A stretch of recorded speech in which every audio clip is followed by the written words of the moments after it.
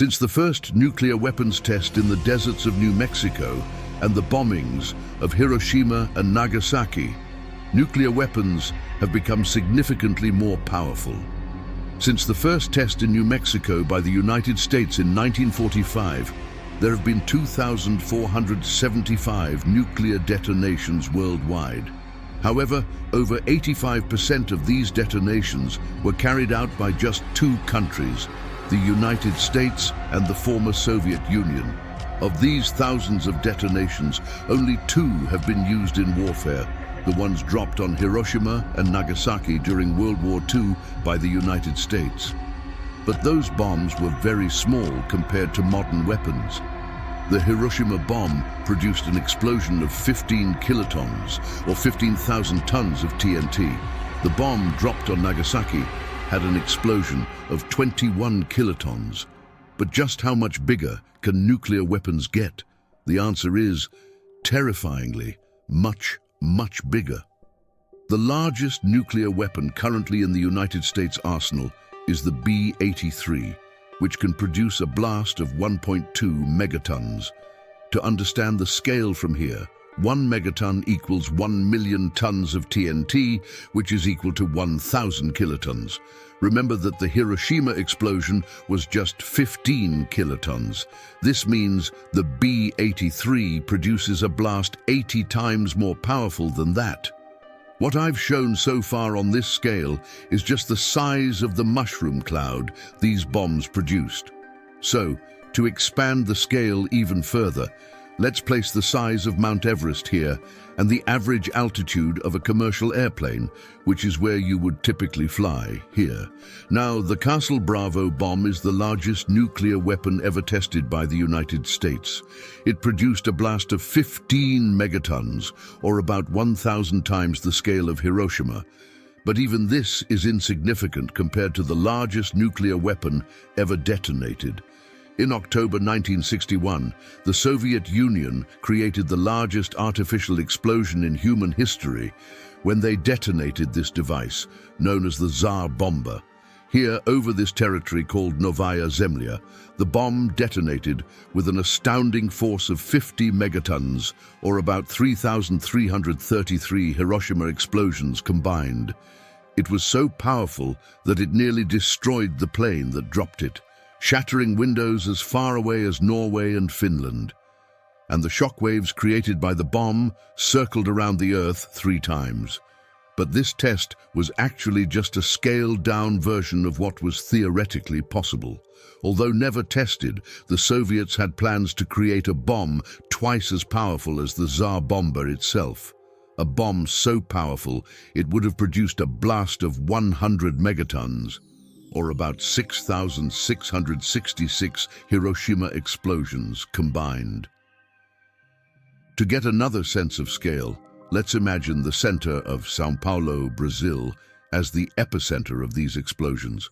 First, we'll show the size of the detonation caused by North Korea's recent test in 2013. But what are these circles? Well, this stronger yellow circle is the maximum size of the nuclear fireball. The extent of ground damage depends on the height of the detonation. If it touches the ground, the amount of radioactive fallout increases significantly. Anything within the fireball is effectively vaporized. The green circle represents the ionizing radiation dose of 5 sieverts, which is likely fatal within about a month. 15% of survivors may die from cancer as a result of exposure. The orange circle shows a 5 psi overpressure, where most residential buildings collapse, injuries are widespread, and fatalities are significant. The chances of fires starting in commercial and residential damage are high, and buildings damaged in this way face a high risk of fire spreading. Finally, the gray circle shows an overpressure of about 1 psi, where glass windows can be expected to shatter. This could cause many injuries among people approaching windows after seeing the flash of a nuclear explosion, which travels faster than the pressure wave. This is often used as a reference for light damage in cities. Now that everything is explained, let's continue. But before we move on, don't forget to like the video and subscribe to the channel. Next, here's the size of the Hiroshima detonation, which in fact isn't much larger. But let's move on to the B-83 bomb we talked about earlier. As you can see, it would affect a much larger area than the Hiroshima bomb. But going beyond that to the Castle Bravo test, you can see how it really dwarfs everything before it. Even this explosion is incredibly small when we move toward the Tsar bomber, as seen here. And finally, for our scale, we move forward to see how large the theoretical 100 megaton version of the Tsar bomber would be. The explosion would be so powerful. This is what the blast radius would look like if you were observing it from the International Space Station. In any 24-hour period, an average of 28 million people would be within the light blast zone, 1 psi, of the simulated detonation. So the question becomes, should this really worry you? How many nuclear weapons exist today? Well, in total, it's estimated that there are about 15,600 nuclear weapons worldwide currently, enough to destroy the entire planet dozens of times. But only 9 countries control this stockpile, and 92% of these weapons are controlled by just the United States and Russia.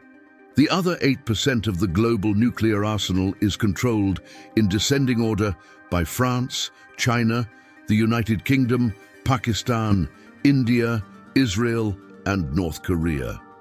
However, Israel is highly secretive about its nuclear program and has never publicly confirmed or denied the existence of its nuclear weapons. It's one of those things everyone knows they have, but nobody really says. Unless your name is Mordecai Vanunu, the man who revealed details about Israel's nuclear program and spent 18 years in prison, including more than 11 years in solitary confinement. It's also interesting to note that South Africa once possessed 6 nuclear weapons because the previous apartheid regime feared the 79% of the population who couldn't vote and the communists attempting to overthrow their government. But they eventually agreed to dismantle them, making South Africa the only country to acquire nuclear weapons and then voluntarily give them up. Well, unless you count Ukraine, Belarus, or Kazakhstan, which all had nuclear weapons for a brief period after declaring independence from the Soviet Union in 1991. Ukraine's situation is particularly complex because after gaining independence, they found themselves in possession of over 5,000 nuclear weapons, which briefly made Ukraine the 3rd largest nuclear power in the world, and probably one of the most powerful countries on Earth as a result.